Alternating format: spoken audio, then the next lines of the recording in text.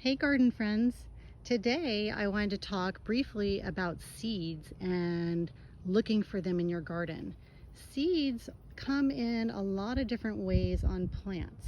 So some of us are used to seeing seeds in tomatoes or cucumbers that are actually on the inside of a fruit, but I wanted to show you some examples today of where I'm finding seeds in my garden. So this plant has, you can see the flower there, and it's got this really tall center. And what we see is that when that center dries, you can see here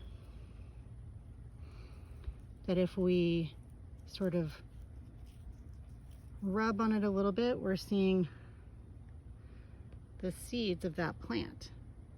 There we go. And that's how once it dries, it starts to fall off the plant and it actually goes into the landscape. So that's how we get plants reseeding. There's another example over here. This is an ornamental grass that I have. And you can see the little plume that's happening on it. And that is actually where the seeds are.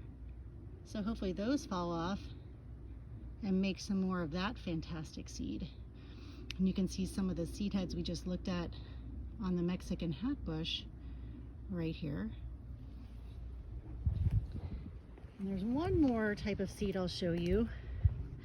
This is a mountain laurel bush. You can see these pods that are hanging off, sort of in this protective hard casing. Can you hear that? That's seeds rattling around in there. So this plant has really put a protection around its seeds, and then these will fall to the ground and gradually that casing will deteriorate. And if you open that casing, I had to smash it really hard with a rock.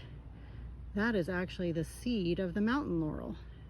So much bigger than the other ones we saw, in a bright red color, maybe to make it attractive for birds to eat, and then they can actually take it somewhere else and deposit it so that the mountain laurel will grow up a little bit further from its mother plant.